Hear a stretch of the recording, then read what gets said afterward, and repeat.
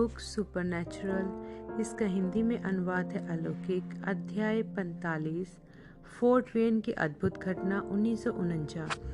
William ब्रनम ने अपने प्रबंधकों की सलाह मानी और धीमे धीमे आराम से वापस सेवकाई में लौटे, एक ऐसी चेतावनी प्राप्त मनुष्य की तरह जिसने एक कठोर सबक लिया हो। हालांकि उन्होंने एक रात वाली तो ढेरों सभाएं की 1949 में, लेकिन लगातार कई रातों वाली सभा श्रृंखलाएं बहुत कम की, जो थी रेजाइना, एस्केचुएल, Windsor, Ontario, Beaumont Texas, Zion, Illinois, Minneapolis Minnesota में, और अंत साल के अंत में 3 रातें फोर्ट वेन इंडियाना में। मीडा उनके साथ फोर्ट वेन में गई, साथ में अपनी 3 साल की बच्ची बैकी को भी लेकर।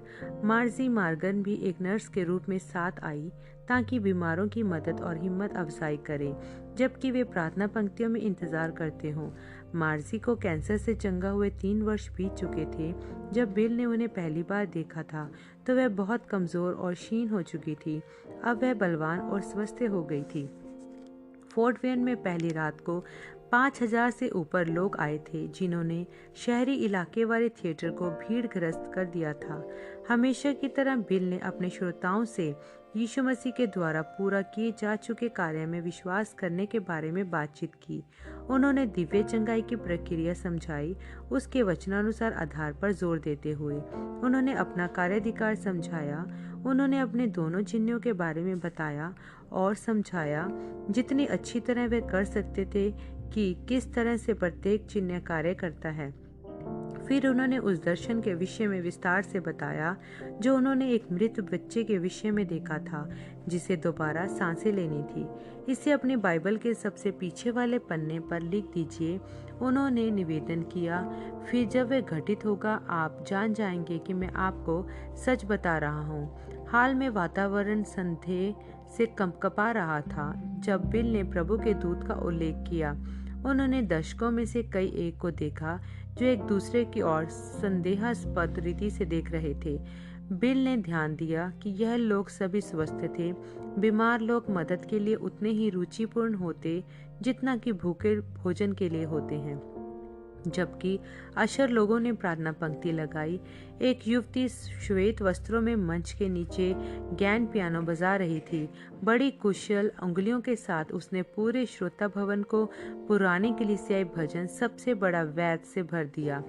प्रार्थना पंक्ति में सबसे पहला मरीज पोलियो से ग्रसित एक छोटा अपाहिज लड़का था।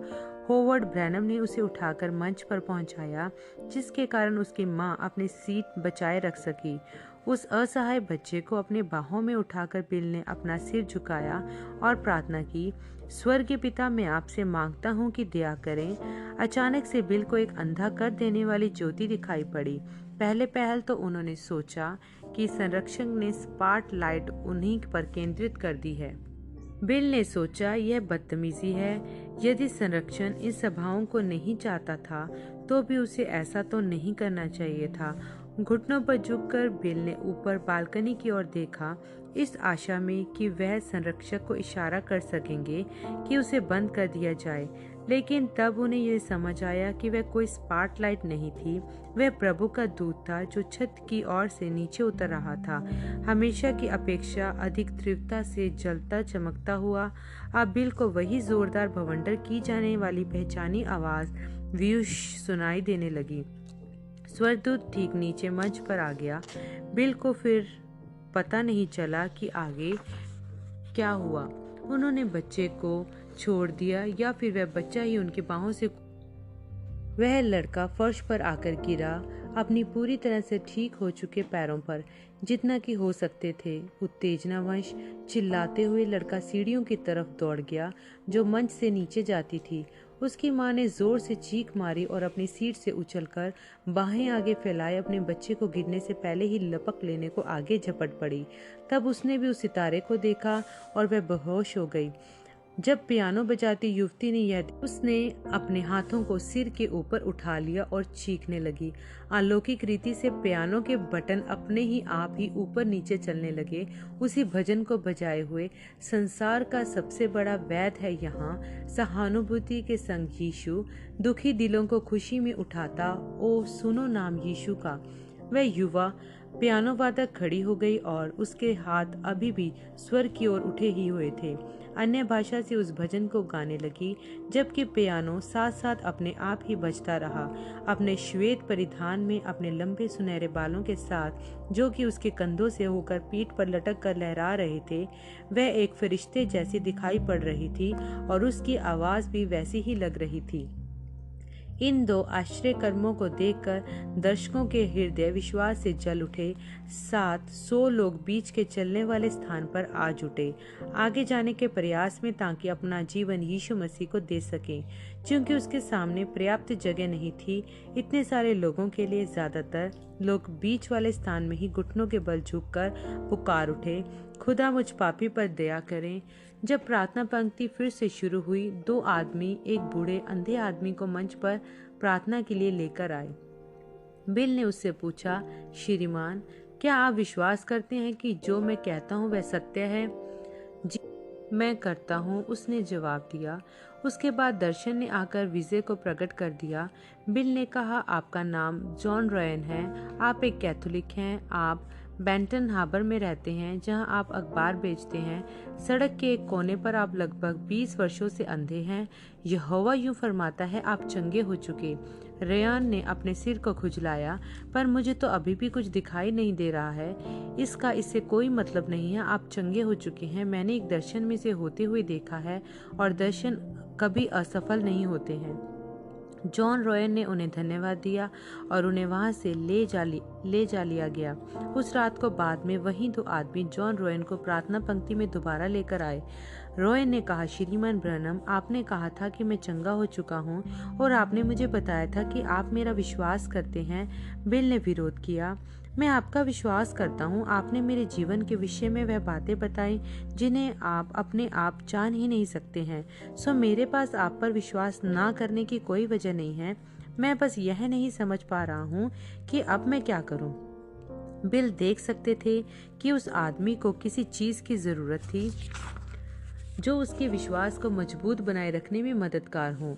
बस यही दोहराते रहें, उसके कोड़े खाने से मैं चंगा हो चुका हूँ, और हर एक को यह गवाही दीजिए कि प्रभु ने आपको चंगा कर दिया है। यह घटित हो जाएगा, क्योंकि यह यहोवा यूं फरमाते हैं है। सभा श्रृंखला की दूसरी रात को जॉन रॉयन बालकनी में बैठे थे। सरमन के दौरान वह कई बार खड़े हुए और चिल्लाकर बोला, प्रभु की तारीफ हो मुझे चंगा करने के लिए, जबकि अभी भी वह देख नहीं पा रहे थे। उस रात को एक महिला आई प्रार्थना पंक्ति में एक लड़की को लेकर, जिसके एक पैर में प्लास्टर था। जब बिल ने उस बंधे हुए प्लास्टर को देखा तो बोले, बच्ची, क्या एक पांव विकृत है कि नहीं? बहन, आप वह करेंगी जो मैं आपसे करने के लिए कहता हूँ। उस औरत ने हामी भरी, उस छोटी लड़की के लिए प्रार्थना तक किए बगैर। बिल ने माँ को निर्देश दिया कि घर जाइए और आज रात को बच्ची पर से उस प्लास्टर को उतार दीजिए। आप पाएंगे कि उसका पैर पूर्णतः सामान्य होगा। उसे कल रात को वापस लाइएगा और गवाही दीजिएगा कि कैसा महान काम यीशु मसीह ने किया है। इस रात को सबसे विलक्षण आश्चर्यक्रम जो हुआ वह था जब यीशु मसीह ने एक अंधी लड़की को उसकी दृष्टि वापस बहाल कर दी, और इसके बावजूद कि प्रत्येक चंगाई भले ही चौंकाने वाली हो या छोटी सामान्य सी हो, पाने वाले व्यक्ति के लिए महत्वपूर्ण थी। जैसे कि भैंगी आंखों वाली एक लड़की जिसे प्रार्थना कार्ड नहीं मिल सका था। प्रार्थना सभा के आधे बीत जाने के बाद यह लड़की वापस लौटकर प्रतीक्षा स्थल तक चली गई, जहां पर श्रीमती बॉसवर्थ मसीह साहित्य बेच रही थी। श्रीमती बॉसवर्थ ने उसे रोते हुए देखा और उससे पूछा, क्या परेशानी है? मैंने बस एक भैंगी लड़की को देखा था मंच पर जो चंगी हो गई थी। वह लड़की सुबकते हुए बोली, यदि मैं बस प्रार्थना पंक्ति में पहुंच पाती मैं भी चंगी हो जाती, पर मुझे प्रार्थना कार्ड ही नहीं मिल सका। यह देखकर कि कितनी बुरी तरह से उसकी आंखों में भैंगापन व्याप्त था, श्रीमती बॉसवर्थ के अंदर दया उमड़ आई। उन्होंने उस लड़की से कहा, तुम्हें प्रार्थना कार्ड की जरूरत नहीं है बहन, तुम्हें जरूरत है विश्वास के होने की। यह है वह जो तुम्हें करना चाहिए। वापस वहां पर अंदर जाओ और जहां तुम भाई ब्रैनम को देख सको और अपने पूरे हृदय से विश्वास रखो कि हृदय की बातों पर परखना खुदा की ओर से एक वरदान है। मैं तुम्हें आश्वस्त करती हूँ कि कुछ ही मिनटों में वह तुम्हें बाहर बुला लेंगी। ऊपर मंच पर बिल की पीठ इस लड़की की ओर पलटी हुई थी, जबकि वह उनके लिए प्रार्थना कर रहे थे जो प्रार्थना पंक्ति में थे। अपने पीछे विश्वास के एक जोरदार खिंचाव को महसूस करके वे उसकी ओर घूम गए और भवन में पीछे तक उसके स्रोत को ढूंढने लगे। बहुत सारे लोग थे जो वरदान से खींच रहे थे। पूरी भीड़ में से एक अकेले का पता लगाना बहुत कठिन था, लेकिन वह महसूस कर सकते थे कि कोई है जिसका विश्वास एक ऊंची श्रेणी तक उछलकर पहुंच चुका है। तब बिल ने उसे देख लिया। उन्होंने माइक्रोफोन में बोला, वह छोटी युवा स्त्री जो हरा कोट पहने हुए है वहां पीछे बैठी हुई है।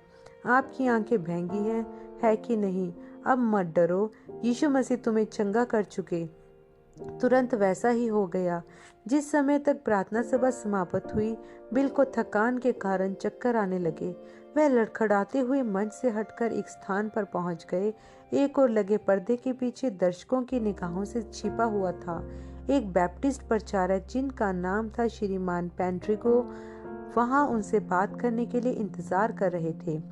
श्रीमान ब्रैनम, जितने भी सार्वजनिक वक्ताओं को मैंने सुना है, आप उन सभी में सबसे खराब व्याकरण प्रयोग करते हैं और इस तादाद की भीड़ के सामने खड़े होने जैसे कि आपकी होती है, यह भयावह बात है। बिल की बातचीत डॉक्टर पेंड्रिगू से पहले भी हो चुकी थी और वे जानते थे कि वह आदमी एक व्यवहार कुशल राजनयिक के समान बोलता था। अध्यक्ष मंजा हुआ और सटीकतापूर्ण, श्रीमान। हाँ श्रीमान, बिल ने दीनतापूर्वक स्वीकारा। मैं जानता हूँ कि मेरी व्याकरण बहुत खराब है। मैं 10 बच्चों में सबसे बड़ा हूँ और मेरे पिता बीमार पड़ गए थे जब मैं लड़का ही था, इसलिए मुझे स्कूल जाने की बजाय काम पर लगना पड़ा था। यह कोई माफी नहीं है, पेंड्रिगो ने जोर दिया। अब आप एक पुरुष हैं, आप एक पत्राचार पाठ्यक्रम ले सकते हैं और अपनी व्याकरण सुधार सकते हैं। खैर, अब जबकि खुदा ने मुझे इस काम में बुला लिया है, मैं अपना सारा समय बीमारों के लिए प्रार्थना करने में ही व्यतीत कर रहा हूँ। मेरे पास ज्यादा समय खाली नहीं बचता। यह तो शर्म की बात है, डॉक्टर पेंड्रिगो ने उलाहना दी। वे सारे के सारे हजारों लोग आपको ऐसे शब्द इस्तेमाल करते हुए सुनते हैं जैसे ये हैंड, फैच एंड टॉट। ओ, वे तो मुझे बहुत अच्छी तरह समझ लेते हैं। बात यह नहीं है, वे लोग आपकी ओर एक अगवा स्वरूप रख देखते हैं। जरूरी है कि आप उन्हें यह दर्शाएं कि सही क्या है। उदाहरण के लिए, आज रात को आपने बोला, आप सभी लोग जो इस पोलपिट के पास आ रहे हैं। जी हाँ श्रीमान। क्या वह सही नहीं था? नहीं नहीं नहीं, यह एक पुलपिट है, कोई पोलपिट नहीं। लोग आपको और भी ज्यादा सराहेंगे यदि आप सही उच्चारणों का प्रयोग करें। हृदय के भेदों की परख के तनाव से पूरी तरह से थक चुके होने के कारण बिल के पास अब और ताकत नहीं बची थी कि इस मुद्दे पर और बातचीत करें। श्रीमान, वे लोग जो वहाँ पर बाहर हैं, उन्हें इससे कोई फर्क नहीं पड़ता है कि मैंने पॉलपिट बोला है या पुलपिट। वे चाहते हैं कि मैं ये एक सही किस्म की जिंदगी जीऊं और वे उत्पन्न करूं जिसके विषय में मैं बोल रहा हूँ। मैं अज्ञानता, अनपढ़ता को समर्थन नहीं करता जिसने इस संसार में अपने हिस्से का नुकसान पहुंचाया है, लेकिन दूसरे हाथ पर मैं नहीं विश्वास करता कि किसी व्यक्ति को बहुत उच्च शिक्षा की जरूरत होती है यीशु मसीह को जानने और अनंत जीवन पाने के लिए।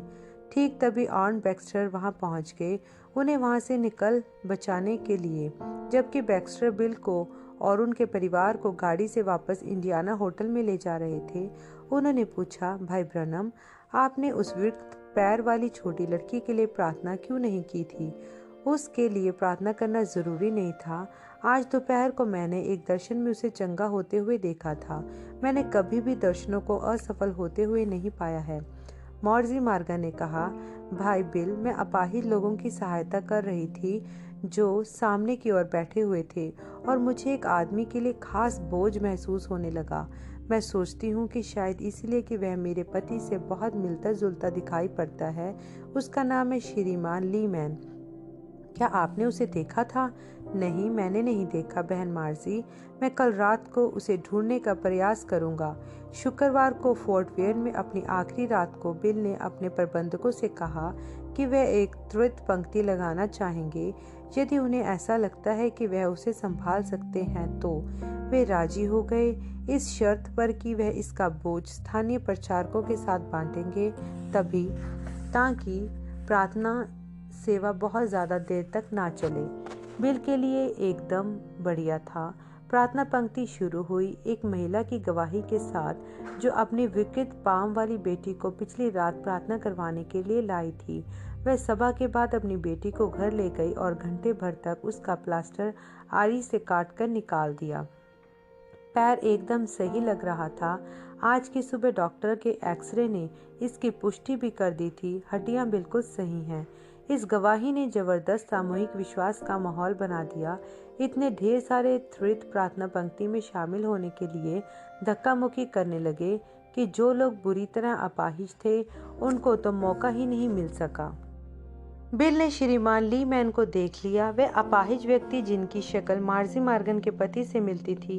कुछ आदमी उसकी मदद कर रहे थे उसको प्रार्थना पंक्ति में शामिल करवा पाने के प्रयास में, लेकिन भीड़ बड़ी लाइन इतनी ज्यादा धक्का मुक्की भरी थी कि वे ऐसा कर न सके। तो वे पुरुष श्रीमान ली मैन को एक स्थान पर ले आए जो उस जगह के करीब ही था जहां बिल प्रार्थनाएं कर रहे थे। तब वहां पर उन्होंने उसे उठाया और मंच पर रख दिया, इस आशा में कि इस जगह से उसके लिए शायद प्रार्थना हो जाए। दुर्भाग्यवश इस भ्रमावस्था में कुछ लोग जो प्रार्थना पंक्ति में आ रहे थे उस असहाय आदमी को मंच के फर्श पर लेटा देख नहीं पाए। जल्दी ही यह हुआ कि श्रीमान ली मैन की सफेद कमीज पर जूतों के निशान बन गए। श्रीमान ली मैन की बदहाली को देखकर बिल माइक्रोफोन में बोले, उस बेचारे व्यक्ति को वहां पर मत लिटाओ। जैसे ही उन्होंने बोला, बिल की आंखें श्रीमान ली मैन की आंखों से सीधे संपर्क में आ गई। बिल श्रीमान ली मैन के विश्वास के खिंचाव को महसूस करने लगे। दो आदमी श्रीमान ली मैन को उठाकर वापस उनकी सीट पर ले आए। बिल अचानक से नीचे जाकर उससे बात करने की प्रेरणा को महसूस करने लगे। ओह भाई ब्रनम, श्रीमान ली मैन बोले जब बिल जाकर उसके सामने खड़े हुए, यदि मैं केवल आपके पैंट के पांचे को ही छू लेता तो वहां मंच पर ऊपर मैं विश्वास करता हूं कि मैं चंगा हो जाता। खुदा आपको आशीष दे भाई, बिल ने कहा और तभी एक दर्शन उन पर खुल गया। दूसरी चीजों के साथ साथ बिल ने श्रीमान ली मैन को खेत में से होकर चलकर जाते हुए देखा। एक दूसरा आदमी ट्रैक्टर पर से कूदा और उनसे मिलने के लिए दौड़ा। बिल ने देखा कि दोनों पुरुष एक दूसरे के गले लग गए। दर्शन समाप्त हो गया। बिल ने कहा, आपको एक नाड़ी विकार है जिसके कारण कई जगह से आपकी मांसपेशियां अकड़ गई हैं, है कि नहीं? यह धीरे धीरे करके अंदर घुसकर बढ़ती हुई लकवे की अवस्था है, लेकिन इसने आपको पिछले 10 वर्षों से बिस्तर पर डाले रखा है। आप एक व्यवसायी हैं फोर्ट वेयन में और आपने कभी भी काम करना नहीं छोड़ा है। मैं आपको एक खास किस्म के बिस्तर पर लेटे हुए देख रहा हूँ जो ऊपर भी उठ जाता है, जिसके माध्यम से आप एक टाइपराइटर पर भी काम कर पाते हैं। श्रीमान ली मैन अचंभे के साथ बुदबुदाने लगे। यह सही बात है भाई ब्रनम, आपको यह कैसे पता चला? प्रभु ने मुझे एक दर्शन दिखाया है। आपने बहुत प्रार्थना की है और उसने आपकी प्रार्थनाएं सुन ली हैं। यीशु मसीह ने आपको पूरा बहाल कर दिया। खड़े हो जाइए। इतने शोर और हलचल की आवाज से भवन भरा हुआ था कि कुछ ही लोग देख पाए एक बूढ़े आदमी को पिछले 10 वर्षों में पहली बार खड़े होते हुए। बिल वापस मंच की ओर चल पड़े जहां पर ऊपर जाने की सीढ़ियां थी। एक और बूढ़े सज्जन जो कि पहली पंक्ति में बैठे हुए थे उनके पास आ गए और जबकि वे चलते जा रहे थे उनका कोट पकड़ लिया। उस बूढ़े आदमी का हड्डी हड्डी पतला हाथ बुरी तरह से विकृत था। वह कुछ कह रहा था पर बिल को समझ न पाए कि वह क्या कह रहा था। बिल उसकी तरफ झुके ताकि शोर के ऊपर उसकी सुन सके। उस आदमी ने कहा, मैं जानता हूँ कि यदि मैं केवल आपके वस्त्रों को ही छू लूंगा भाई ब्रनम तो मैं ठीक हो जाऊंगा। अचानक बिल को यह एहसास हुआ कि उन्होंने इस आदमी को पहले भी देखा है, उसी दर्शन में जिसे उसने हाल ही में श्रीमान ली मैन के विषय में देखा था। यह वही आदमी था जो ट्रैक्टर पर था। आप एक किसान हैं कि नहीं? और आप श्रीमान ली मैन के मित्र हैं जो वहां पर है? उन्होंने इंगित किया उस ओर जहां पर श्रीमान ली मैन खड़े थे, अपने हाथों को ऊपर उठाकर छोटे छोटे लेकिन दृढ़ कदम बढ़ा रहे थे। बाकी जो लोग खुदा की तारीफ कर रहे थे उनके साथ अपनी भी आवाज मिलाते हुए हाँ हाँ। आप गठिया के कारण वर्षों से अपाहिज हैं, लेकिन चिंता ना करें क्योंकि प्रभु यूं फरमाते हैं आप ठीक हो जाएंगे। अगली सुबह होटल के नौकर ने बिल के होटल के कमरे का दरवाज़ा खटखटाया। रेवरेंड ब्रनम, मुझे खेद है आपको ये बताने में, लेकिन आप सामने वाले दरवाजे से बाहर नहीं निकल पाएंगे। किसी तरह से उन्हें यह पता चल गया है कि आप यहाँ पर रुके हुए हैं और अब लॉबी लोगों से ठसाठस भरी हुई है जो आपसे मुलाकात करना चाहते हैं। यह तो बहुत बुरी बात है, बिल ने कहा। हम तो बस सुबह के नाश्ते के लिए बाहर निकलने ही वाले थे। उस बेल बॉय ने सलाह दी, मैं आपको भट्टी वाले कमरे के रास्ते गली में पहुंचा सकता हूं, यदि आपको राख के ढेर पर चढ़ना बुरा न लगे तो। कुछ न खा पाने की तुलना में तो बेहतर ही लगता है। मैं जाकर सुनिश्चित करता हूं कि रास्ता साफ है कि नहीं और फिर आपको लेने के लिए वापस आता हूं, बस कुछ ही मिनटों में। जल्दी ही बेल बॉय लौट आया। बिल, मीडा, बैकी और मार्जी मार्गन उस युवक के पीछे पीछे तय खाने तक पहुंच गए। कोयले की भट्टी के पड़ोस से अंगारों के ढेर के ऊपर से निकलकर एक दरवाजे से होकर गली में पहुंच गए। किसी ने भी उनको वहां से निकलते हुए नहीं देखा।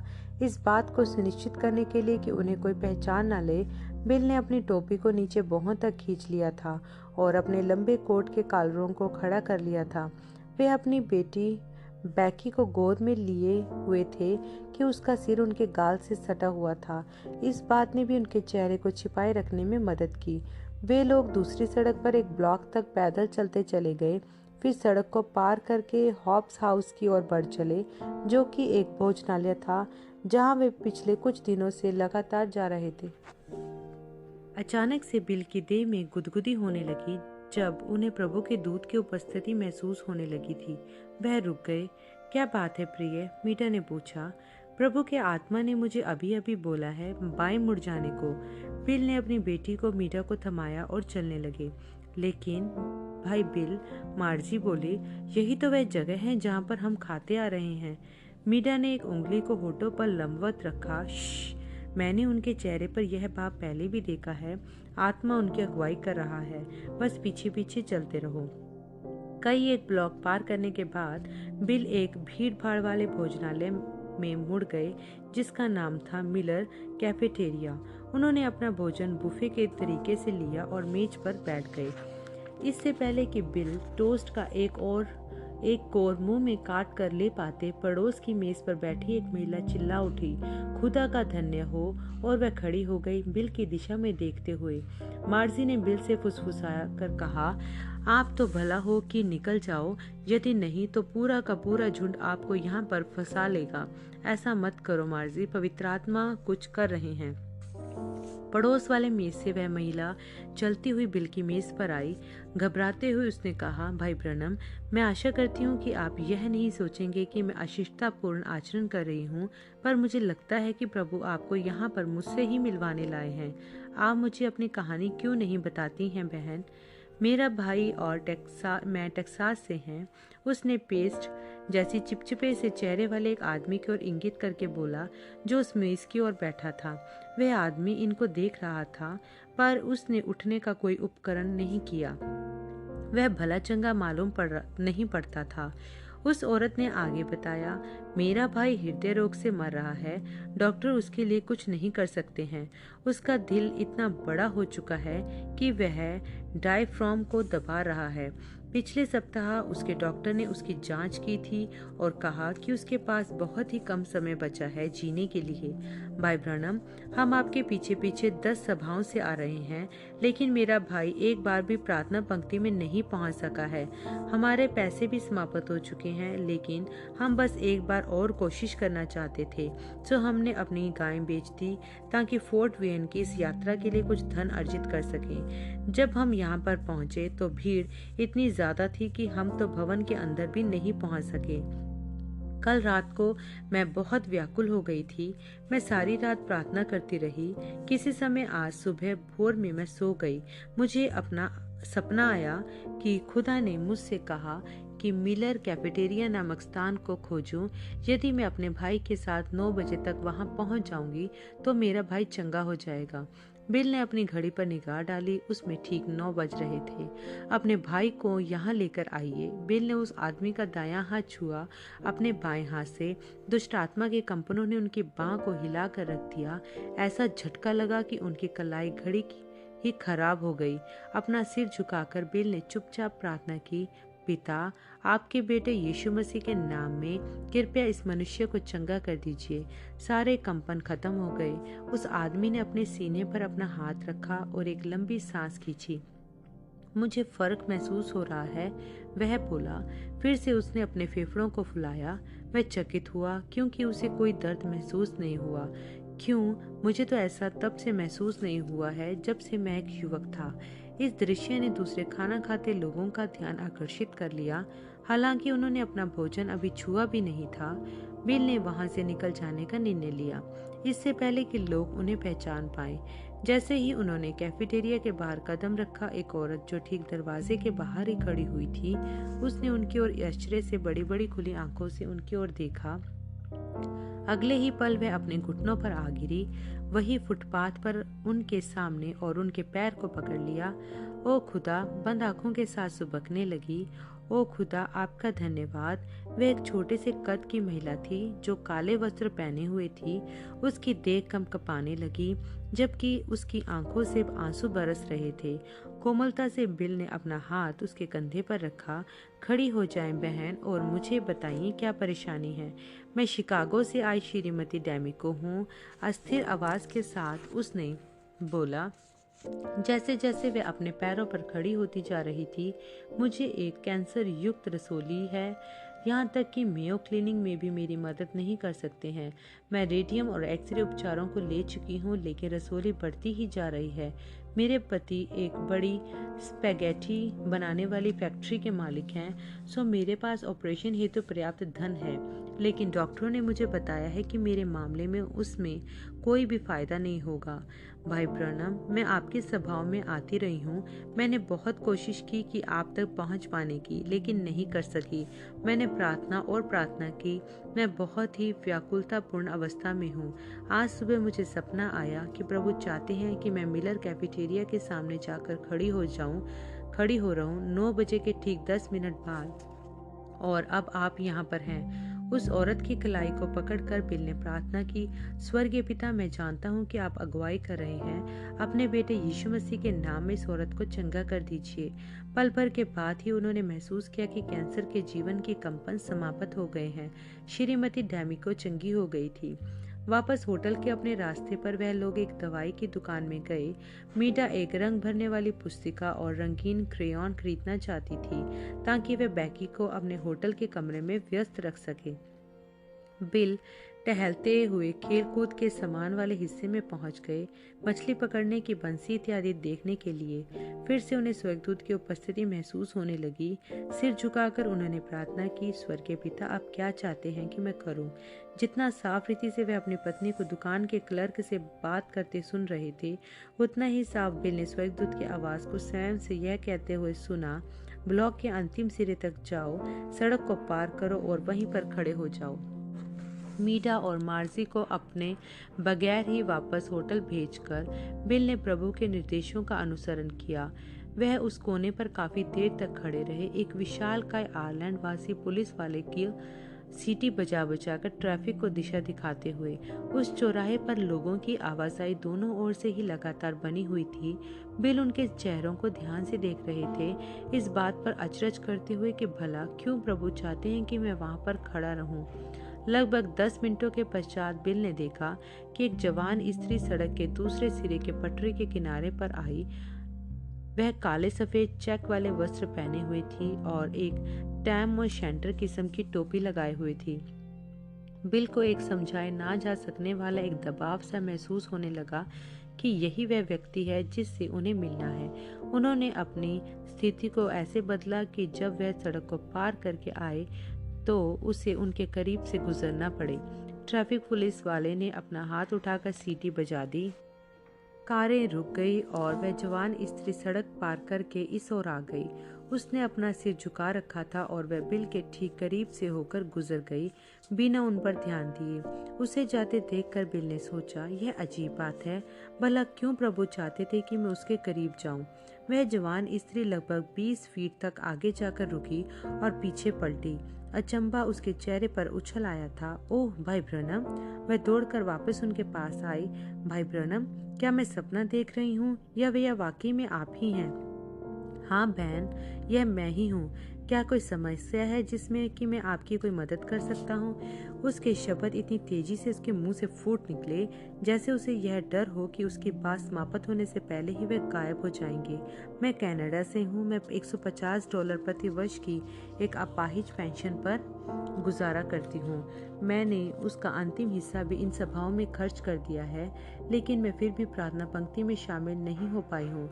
पिछली 2 रातों से मैं होटल की लॉबी में एक कुर्सी पर सो रही हूँ। आज की सुबह मैंने एक प्याला कॉफी में अपना आखिरी निकिल भी खर्च कर दिया और हाईवे की ओर चल निकली थी ताकि किसी से लिफ्ट मांगकर घर चली जाऊं। फिर कुछ बहुत अजीब घटित हुआ। यह मेरे सिर में एक आवाज ऐसी थी जो मुझे वापस पलटकर दूसरी ही दिशा में जाने को कह रही थी। अगली बात जो हुई सो यह है कि मैंने ऊपर देखा और आप दिखाई दिए। क्या मामला है बहन? मेरी बाँ अपाहिज है। मैं एक कुत्ते पर चढ़कर सवारी कर रही थी जब मैं एक छोटी सी बच्ची थी। मैं गिर गई और बाँ के बल नीचे आकर गिरी। तब से इसने अभी कभी ठीक से काम नहीं किया है। बिल के मन में अब एक भी सवाल बाकी नहीं था कि यह सब कुछ किस लिए था। अपना हाथ सामने फैलाइए, उन्होंने आज्ञा दी। यीशु मसीह ने तुम्हें चंगा कर दिया। जवान स्त्री ने अपना अपाहिज हाथ उठाया और फिर चिल्ला उठी, यह देखकर कि वह दूसरे हाथ के समान एकदम स्वस्थ हो गया था। सड़क पर चलते हुए लोगों ने बिल को घेर लिया। प्रार्थना निवेदन करते हुए वे आयरलैंड वासी पुलिस वाला भी अपनी जगह को छोड़कर उनमें शामिल हो गया। वहाँ फोर्ट वेन इंडियाना की एक सड़क पर बिल ने एक प्रार्थना पंक्ति चलाई जो लगभग 1 घंटे तक चली। अंततः एक स्थानीय पास्टर ने उन्हें ढूंढ निकाला और वापस उनके होटल ले गया। फोर्ट वेन की सभाओं के समाप्त होने के पश्चात जॉन रोयन वापस अपने घर बेंटन हार्बर मिशिगन लौट गया। 2 हफ्तों तक वह सड़क के अपने कोने पर खड़ा होकर अखबार बेचता रहा, चिल्लाते हुए और अधिक प्रभु की तारीफ हो वे मुझे चंगा करने के लिए। चूंकि यह जाहिर था कि वह अभी भी अंधा था, हर एक कोई यह सोचता था कि उसका दिमाग कुछ गड़बड़ा गया है। फिर एक दिन अखबार बांटने वाला एक और लड़का उसे नाई की दुकान तक ले गया दाढ़ी बनवाने के लिए। जबकि नाई उसके चेहरे पर झाग बना रहा था, उसने उसे यह कहते हुए चिढ़ाया, जॉन, किसी ने मुझे बताया है कि तुम फोर्ट वेन गए थे उस पवित्र शोर मचाने वाले प्रचारक से अपने लिए प्रार्थना करवाने को। मैंने तो यह भी सुना है कि तुम चंगे हो गए हो। जॉन ने उत्तर दिया, यह सही बात है, प्रभु की तारीफ हो वे मुझे चंगा करने के लिए। जैसे ही उसने यह कहा उसकी दृष्टि लौट आई। आनंद के मारे चीखते हुए वह कुर्सी से उछल पड़ा और सड़क पर दौड़ गया, जबकि नाई का तौलिया अभी भी उसके गले में ही लिपटी हुई थी और यह सुसमाचार वह उस प्रत्येक को चिल्लाकर बताने लगा जिसे उसने देखा। उस रात को उसने विलियम ब्रनम को फोन करके यह भला समाचार बताया। कुछ महीनों के पश्चात बिल बेंटन हार्बर में रुके जॉन रोयन से मुलाकात करने के लिए। उस 70 वर्ष के आदमी ने प्रदर्शित करके दिखाया कि उसकी दृष्टि कितनी साफ हो गई है, अखबार में इसे जोर जोर से पढ़कर। तब रॉय ने पूछा कि क्या बिल उसके साथ यहूदी कॉलेज चलेंगे जहां एक रब्बी है जो उनसे मिलना चाहता है। बिल राजी हो गई। जूइश कॉलेज एक पहाड़ की चोटी पर था जहां से बंदरगाह दिखाई पड़ता था। एक युवा रब्बी जिसकी लाल दाढ़ी थी आराधनालय के दरवाजे पर आया अपने मेहमानों का अभिवादन करने के पश्चात रब्बी ने बिल से पूछा, मैं जानता हूं कि जॉन अंधा था। कई वर्षों तक मैंने उसे सड़क पर भीख दी है। मैं जानना चाहता हूं कि आपने किस अधिकार से उसकी आंखें खोली हैं। मैंने उसकी आंखें नहीं खोली हैं, खुदा के बेटे यीशु मसीह ने उन्हें खोला है। बकवास! यीशु खुदा का बेटा नहीं था और ना ही वह मसीह था। जब मसीह वास्तव में आएगा तो वह एक शक्तिशाली शासक होगा। श्रीमान, आप उसकी दूसरी आमद की बात कर रहे हैं। यह तब होगा जब वह शासन करने के लिए आएगा। वही वचन का हिस्सा कहता है कि उसकी पहली आमद एक बद होने वाले मेमने स्वरूप होगी। यशायाह 53। रब्बी ने अपना सिर हिलाया। तुम मसीही लोग एक खुदा में 3 व्यक्तियों के होने की बात करते हो। तुम कहते हो खुदा पिता, खुदा बेटा और खुदा पवित्र आत्मा। इसका तो मतलब तक नहीं निकलता है। यदि पिता एक व्यक्ति है और बेटा भी एक व्यक्ति है, यह तो एक से अधिक जन हो गए, और इसका मतलब है कि तुम्हारे पास एक से अधिक खुदा हैं।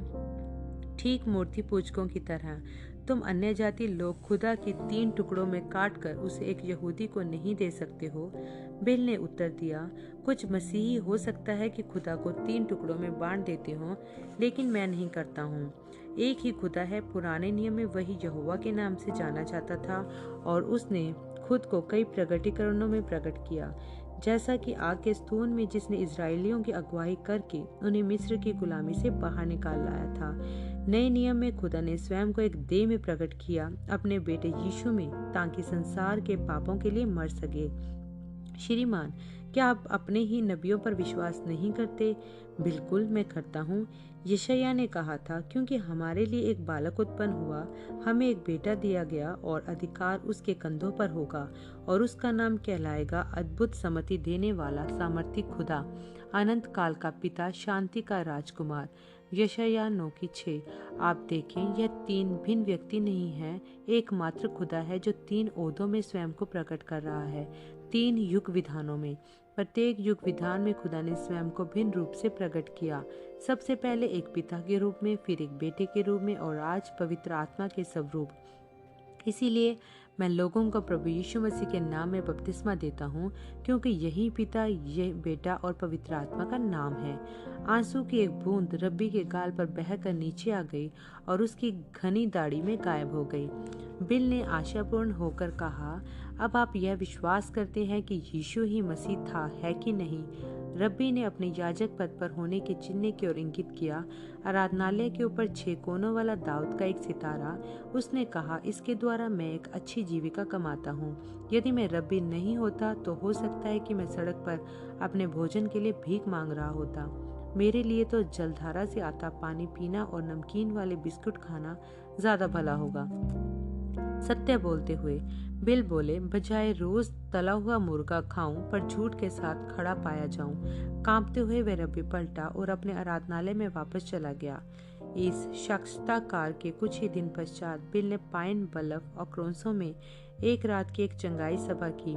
सभा के समाप्त होने के बाद वह आराम करने के लिए शहर के बाजार वाले इलाके में अपने होटल के कमरे में चले गए, जो 3रे माले पर था। उन्हें इतनी थकान महसूस हो रही थी कि वह अपने कपड़ों को बदले बगैर ही बिस्तर पर लेट गए और उनकी आंख लग गई। तभी उन्होंने अपने दरवाजे पर खटखटाता हुआ सुना। होटल के प्रबंधक ने अंदर प्रवेश किया। क्या आप रेवरेंड ब्रैनम हैं? जी हाँ। क्या कुछ गड़बड़ है? वह आदमी झुंझला कर बोला, मुझे माफ कीजिएगा, लेकिन मुझे आपसे कहना पड़ेगा कि आप होटल छोड़कर जाएं। क्यों? मैंने क्या किया है? आपने कुछ भी गलत नहीं किया है। बात बस इतनी सी है कि हम अपने होटल के चारों ओर यह सब चलने की अनुमति नहीं दे सकते हैं। प्रबंधक खिड़की पर पहुंचा और नीचे सड़क की ओर इशारा करके बोला। बिल ने भी खिड़की के बाहर देखा। उन्होंने लोगों की एक पंक्ति लगा देखी। ठीक होटल के सामने वाले दरवाजे के बाहर यह लाइन ब्लॉक के अंत तक पहुंच गई थी। किसी तरह उन्हें पता लग गया है कि आप यहाँ पर रुके हुए हैं और मैं उन्हें यहाँ से जाने के लिए राजी नहीं कर पा रहा हूँ। चूंकि बिल को बहुत थकान महसूस हो रही थी, यह छोटी सी समस्या भी बड़ी जान पड़ रही थी। ईमानदारी से श्रीमान, मैं नहीं जानता कि क्या करूँ। प्रबंधक ने अपनी योजना जाहिर की। आप अग्नि सोपान से होकर नीचे गली में पहुँच जाएं, जबकि मैं एक टैक्सी बुला देता हूँ।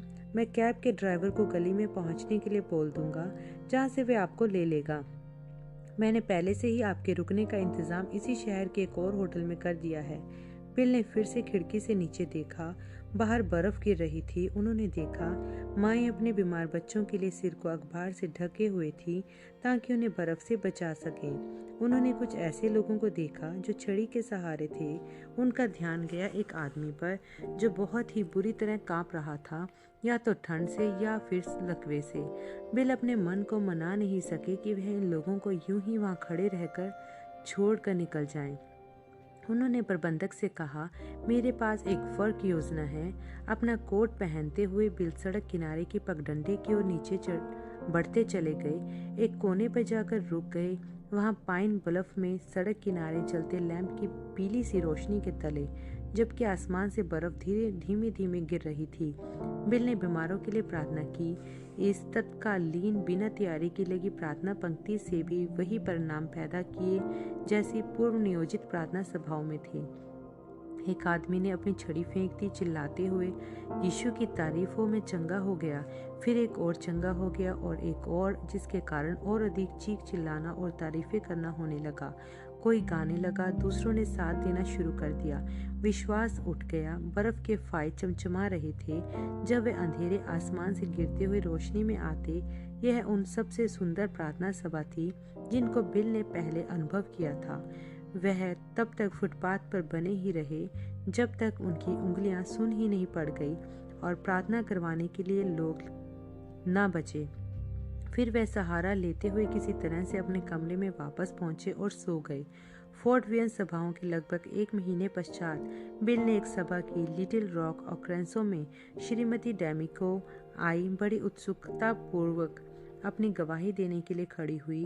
उस कैंसर युक्त रसोली की एक कोशिका भी उनके जिस्म में बाकी नहीं बची थी। कुछ सप्ताह बाद बिल को श्रीमान ली मैन की ओर से एक पत्र मिला जिसमें वह यह कह रहे थे कि उनके डॉक्टर उनके शारीरिक तंत्र में नाड़ी विकार के कारण कई जगहों पर मांसपेशियों में अकड़न वाली बीमारी का लेश मात्र भी ना ढूंढ सके थे। उन्होंने लिखा कि बस 1 सप्ताह पहले ही जब वह शहर के बाहरी इलाके में गाड़ी से जा रहे थे, तब उन्होंने अपने मित्र को देखा, एक किसान जो कभी गठिया के कारण अपाहिज हो गया था। वह खेत में हल चला रहा था। श्रीमान ली मैन ने अपनी कार रोकी और हल से खुदी लाइनों पर से होकर चलते हुए ट्रैक्टर की ओर जाने लगे। जब उनके दोस्त ने उन्हें आते हुए देखा, वह ट्रैक्टर से उतरा और उनकी ओर दौड़ गया। वे दोनों खेत के बीचों बीच मिले और एक दूसरे के गले लग गए। बारी बारी एक दूसरे उठाते हुए साथ मिलकर यीशु मसीह की तारीफ करने लगे। दर्शन को याद करके बिल मुस्कुराने लगे। श्रीमान ली मैन ने अपने पत्र में एक और चीज का उल्लेख किया। उन्होंने कहा कि उन्होंने हर किसी को जिसे वे जानते थे अपनी चंगाई के विषय में बताया, जिसमें शामिल थे उनके एक मित्र जो इंग्लैंड में रहते थे, जो किंग जॉर्ज 6 के व्यक्तिगत सचिव थे। यह समझाता था कि उस केबल ग्राम के संदेश को जिसे बिल ने इंग्लैंड से प्राप्त किया था कुछ ही दिन पहले। जाहिर सी बात है कि किंग जॉर्ज, जो कि अब 64 के थे, पिछले कुछ वर्षों से लगातार अपने स्वास्थ्य को खोते जा रहे थे। श्रीमान लीमेन की चंगाई से प्रभावित होकर महाराज चाहते थे कि विलियम ब्रैनम हवाई जहाज से इंग्लैंड आकर उनके लिए प्रार्थना करे, जैसे खुदा की इच्छा होनी थी। बिल अभी 1950 के बसंत में स्कैंडिनेविया की यात्रा पर जाने की योजना बना रहे थे। यह उनके लिए आसान था कि लंदन में रुककर महाराजा धीराज किंग जॉर्ज के लिए प्रार्थना कर सकें। बिल को फिर उसी रात के विषय में विचार आ गया जब उन्होंने अपना कार्याधिकार पाया था। स्वर्गदूत ने उन्हें बताया था कि तुम पृथ्वी के कई हिस्सों में जाओगे और तुम राजाओं, हाकिमों और अधिकारियों के लिए प्रार्थना करोगे। उस वक्त तो यह पूर्वानुमान बहुत अविश्वसनीय और असंभव मालूम पड़ रहा था। अब तो ऐसा लग रहा है कि यह सत्य साबित होने जा रहा था।